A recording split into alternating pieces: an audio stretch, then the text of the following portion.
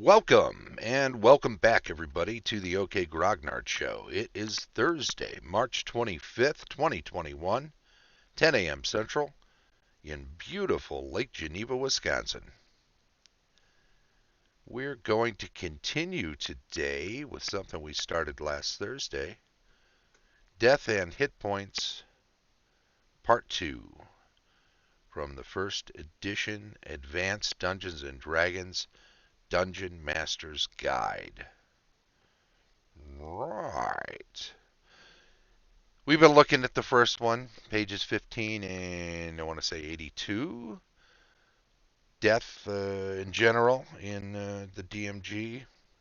It's on the first page, and it deals with aging and disease and natural forms of death. And then hit points culminates with a section on potentially dying, how close you can get based off a hit points thing. So we're just kind of incorporating both of those things. We looked at the first section last week, and this week we'll look at the next section. I just wanted to take a moment, though, to point out that Ethereal GaryCon 13 starts today. Get my GaryCon hat on today, and a GaryCon shirt, but I wear GaryCon shirts fairly often. If you got some free time today, tomorrow, Saturday, Sunday, any of those days, definitely look into becoming an attendee for Ethereal GaryCon. There's still as many badges as they want available, and there are quite a few openings for games to be had. If you're a 5th edition player, or if you like 5th edition as well as others, there are tons of adventuring opportunities throughout this weekend. You can look at the event schedule. I'll leave a link in the show notes after you can go check it out and have a look. George, thanks for joining us today. Anyway, that's just something I wanted to mention. We're going to look at this DMG stuff today. Let's do that right now. In fact, we'll dive right in on page 82. And we won't start with recovery. We'll start with hit points in general. And let me say up front, there are chunks of what I'm going to read, and I'll make commentary on all of it and discuss some of it in more detail. But there are chunks of this whole section that are some of the most convoluted Gygaxian prose you will ever have the chance to witness. And it makes sense, if you dive deep enough into it, and there'll be a few people out there saying, "Oh, I never had problems reading it." Okay, we'll give you clever points. You get the Groggy Award for being able to read all this stuff and never have any of it strike you as confusing or convoluted, but it is. And you'll see. I'll just read some of it. We'll go into hit points. It is quite unreasonable to assume that as a character gains levels of ability in his or her class, that a corresponding gain in actual ability to sustain physical damage takes place. Unreasonable to assume that, I can't imagine. It is preposterous to state such an assumption, for if we are to assume that a man is killed by a sword thrust, which does 4 hit points of damage, we must similarly assume that a hero could, on the average, withstand 5 such thrusts before being slain. Why then the increase in hit points? Because these reflect both the actual physical ability of the character to withstand damage, as indicated by Constitution bonuses, and a commensurate increase in such areas as skill in combat and similar life or death situations, the sixth sense, which warns the individual of some otherwise unforeseen events, sheer luck, and the fantastic provisions of magical protections and or divine protection. Bit of a chunk. Therefore, Constitution affects both actual ability to withstand physical punishment, hit points, parentheses physique, and the immeasurable areas which involve the sixth sense and luck, parentheses fitness. Convoluted? You can decide for yourself, but that's not even the paragraph I'm talking about.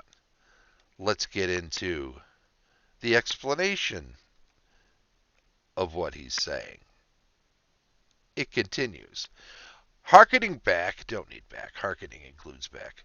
Harkening back to the example of Rasputin, it would be safe to assume that he could withstand physical damage sufficient to have killed any four normal men, i.e., in essence, more than 14 hit points. Therefore, let us assume that a character with an 18 constitution will eventually be able to withstand no less than 15 hit points of actual physical damage before being slain, and that perhaps as many as 23 hit points could constitute the physical makeup of a character. The balance of accrued hit points are those which fall into the non-physical areas already detailed. Furthermore, these actual physical hit points would be spread across a large number of levels, starting from a base score from an average of 3 to 4, going up to 6 to 8 at second level, 9 to 11 at third, 12 to 14 at fourth, 15 to 17th at fifth, 18 to 20 at sixth, and 21 to 23 at seventh level. Note that the above assumes the character is a fighter with an average of 3 hit points per die, going to physical ability to withstand punishment, and only 1 point of constitution bonus being likewise assigned. Beyond the basic physical damage sustained, hits scored upon a character do not actually do such an amount of physical damage. Okay, well, we get the gist of it, right? Hit points don't flat out represent how much physical damage you can take. It's a amalgam of physical damage as well as luck, skill with a weapon, skill at defense, a sort of a sixth sense you gain as you become more versed in combat, so on and so forth. So there's a lot into it. That explanation put forth, of course, is done in the late 70s when all of this was bubbling up as questions that arose from the thin description that would have been given of hit points in original Dungeons and Dragons. So there's a sort of a pendulum swing here where we've got an ideal amount of information and explanation, and then we have not enough in original D&D for a lot of people, and so a lot of questions raised. Swinging back now, a rather convoluted, extended, overly verbose explanation of how that works or why it works, how it's designed the way it is, I should say.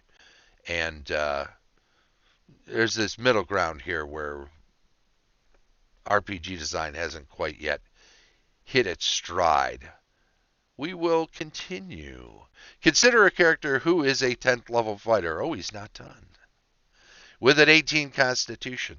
This character would have an average of 5.5 hit points per die, plus a constitution bonus of 4 hit points per level, or 95 hit points! Exclamation point. Each hit scored upon the character does only a small amount of actual physical harm. The sword thrust that would have run a first level fighter through the heart merely grazes the character due to the fighter's exceptional skill, luck, and sixth sense ability, which caused movement to avoid the attack at just the right moment. However, having sustained 40 to 50 hit points of damage, our lordly fighter will be covered in a number of nicks, scratches, cuts, and bruises.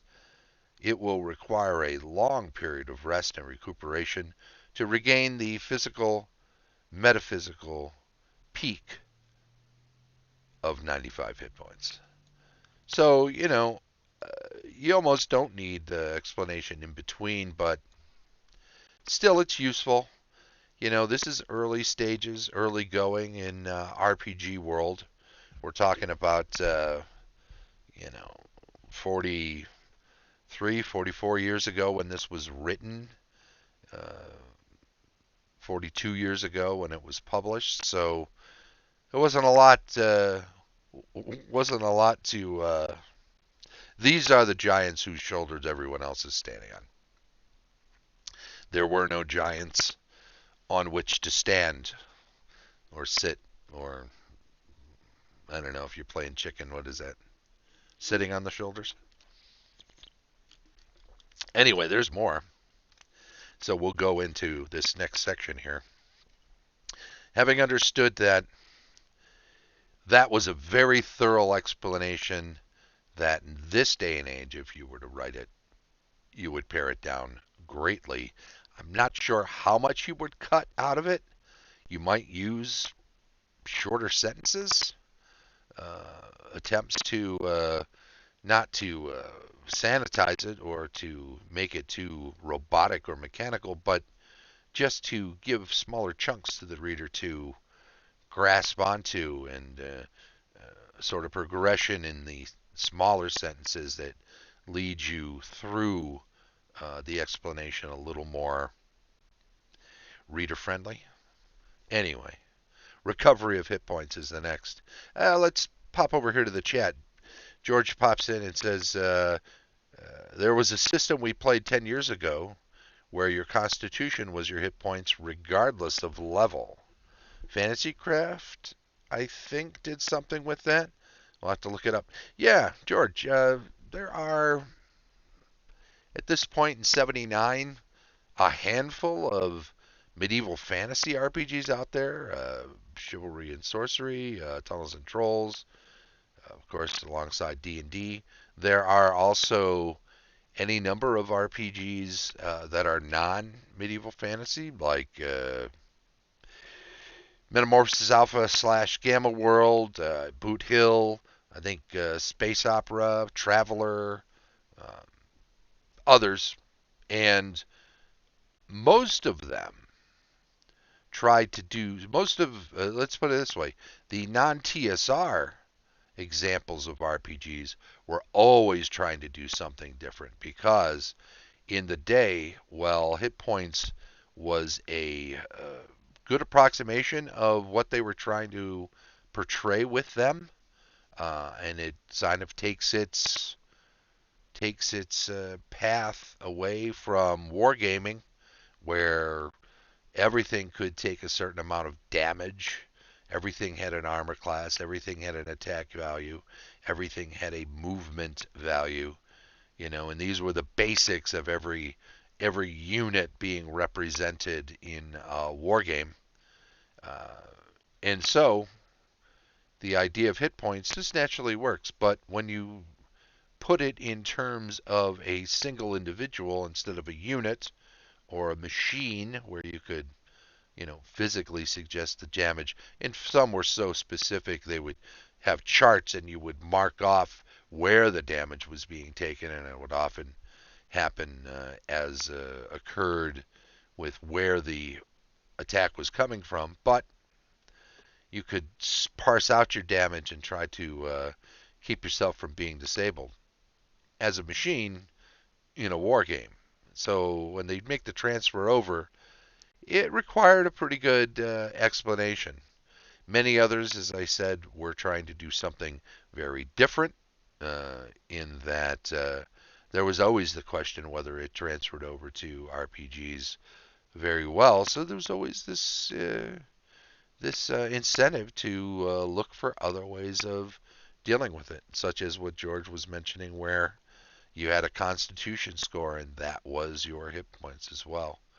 So when you leveled up, you weren't gaining points. You just had that as a physical body, and that was it. The kind of damage that was done was different, and so that changes the entire system, but there you have it. Let's jump back in.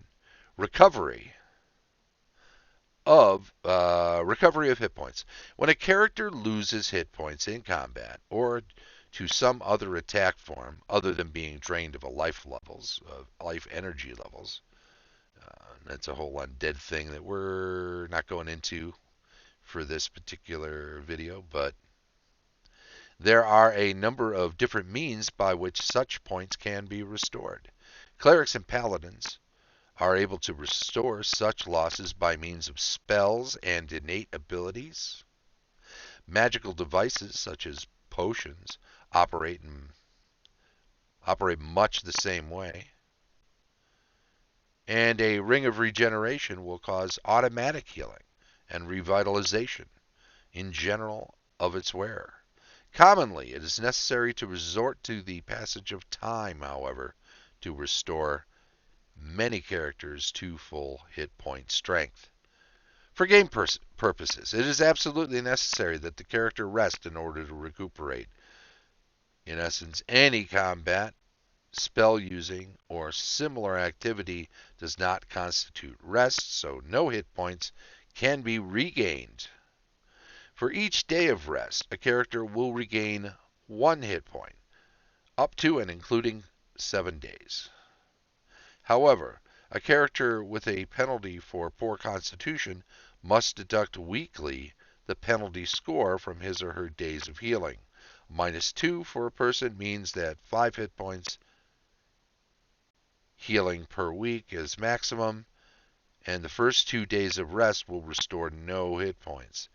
After the first week of continuous rest, characters with a bonus for high constitution add the bonus score to the number of hit points they recovered due to resting, i.e., the second week of rest will restore 11, 7 plus 4, hit points to a fighter with a constitution score of 18.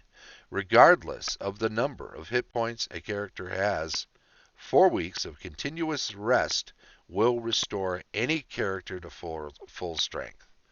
So there you go. That one I think often gets overlooked. I know I overlooked it from time to time, and the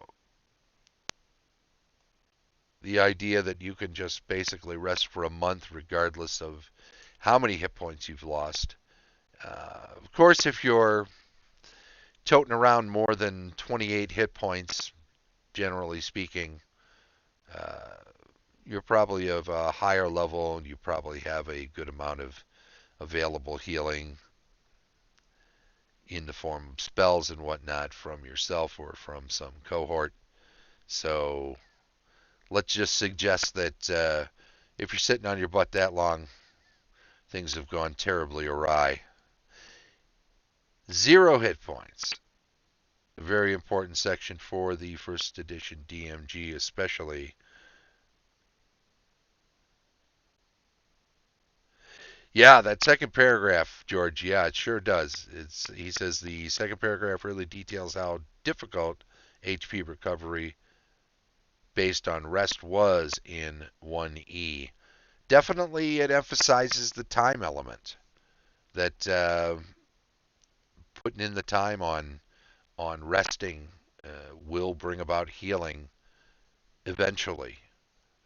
So if you're a group without a cleric or with limited spell use, uh, no magic items, no money for, no way of finding potions of healing and that sort of thing.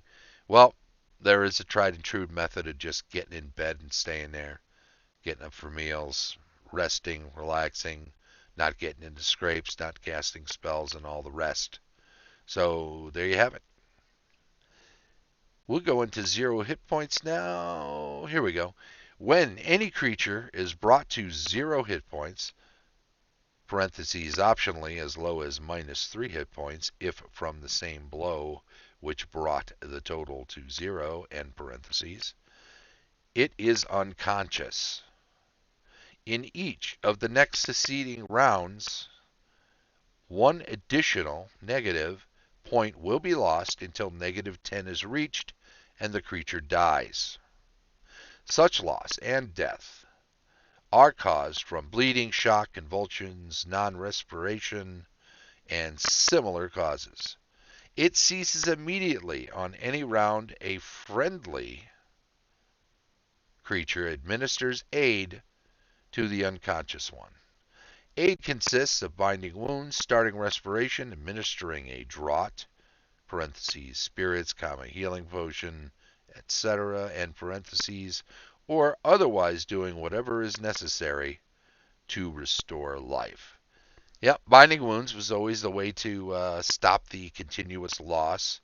Of course, if you're in combat and somebody is brought low, you might have a number of rounds before you can get to them, and they may pass on in the interim. Any character brought to 0 or fewer hit points and then revived will remain in a coma for 1 to 6 turns. Thereafter, he or she must rest for a full week minimum. He or she will be incapable of any activity, I stress, other than that necessary to move slowly to a place of rest and eat and sleep when there. The character cannot attack, defend, cast spells, use magic devices, carry burdens, run, study, research, or do anything else.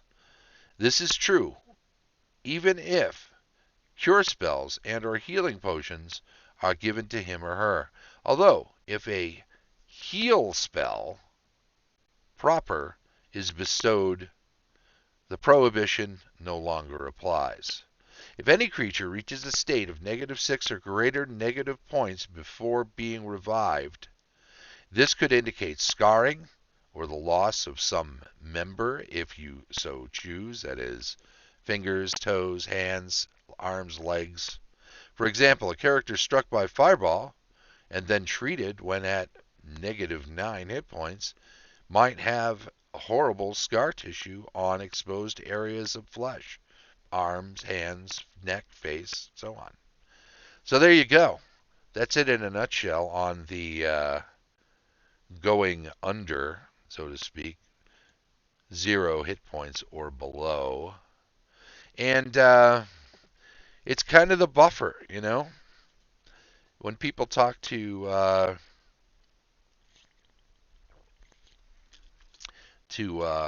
people who play more modern RPGs, I think failing to discuss this section of the DMG is kind of a mistake because it is one of those things that that they don't mention. There are some. It's one of those things that makes it less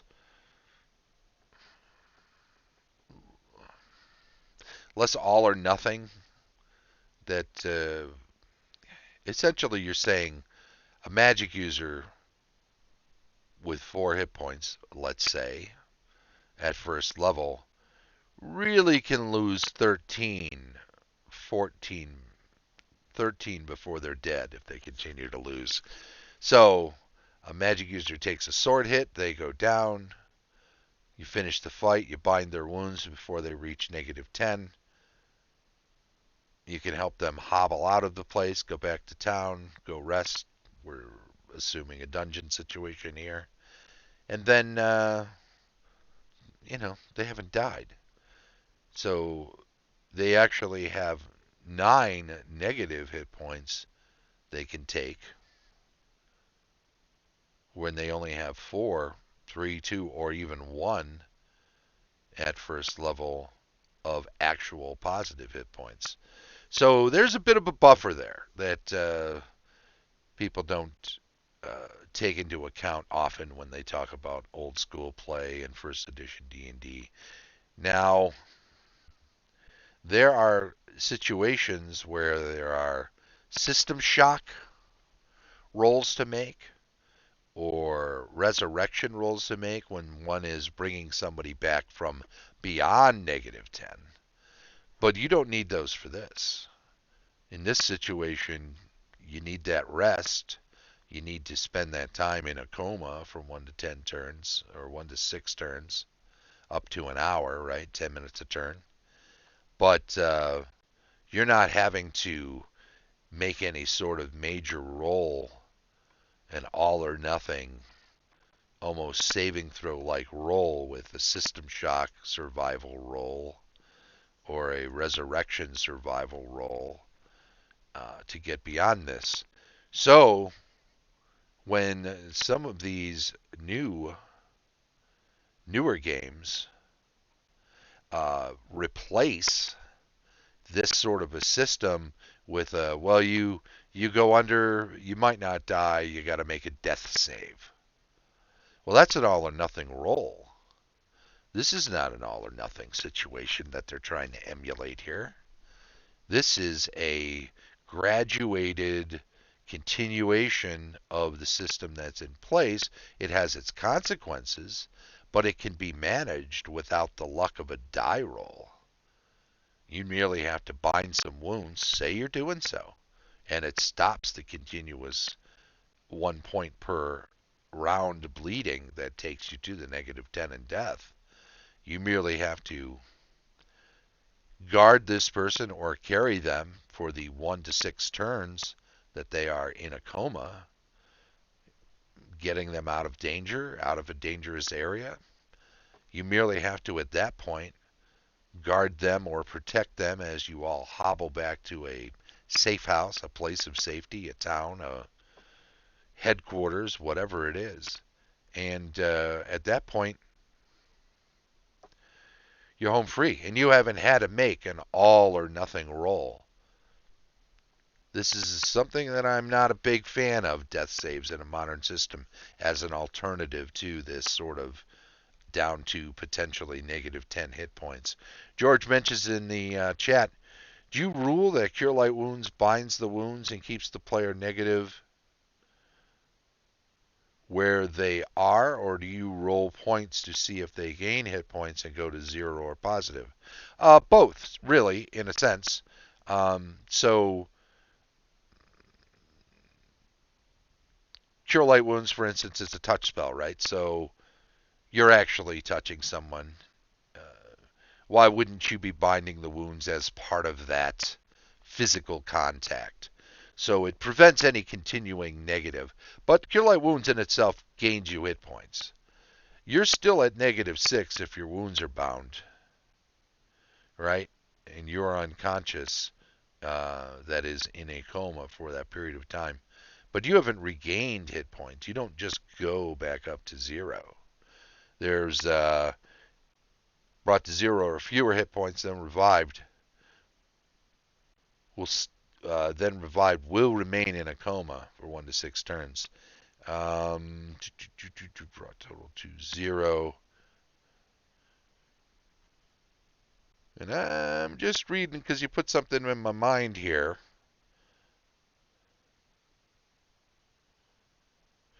So there's no suggestion that hit points are regained just because they don't go any further negative, right? So by inference from this, if somebody gets down to -6 and their wounds are bound, they're in a coma, 1 to 6 turns, they can heal by resting, but they got to start at -6 according to how this literally reads. Uh, with the help of healing, you can, let's say, roll a 7 and bring them up to 1 hit point. If that's what they started with, well, they're at full hit points. They still need, because they went below 0, at least 1 week of rest, regardless of how many hit points they need to recover from the damage they'd taken. In any event, I think that about covers it. So essentially, anyone can bind, and bind always works. Bind always works to end negative hit point accumulation. Yeah, according to this. And that's the way I've always done it. And that's, there's the thrill of being in combat while you are um,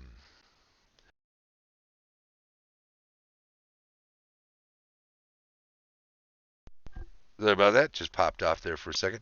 There's a thrill of being in combat while somebody is down and accumulating negative hit points that is a great thing for the game because people do get excited when they can't turn their back on some continued assaults to bind the wounds on somebody. But yeah, anybody can bind wounds is uh, is the way it works according to that and the way I've always done it. So I like doing that. Well, I gotta say, thank you, George. Thank you, everyone else who's popped in to check things out today. I want to also say that was the end of part two of Death and Hit Points, first edition, Advanced Dungeons and Dragons Dungeon Master's Guide on pages 15 and 82. Check those out at your leisure.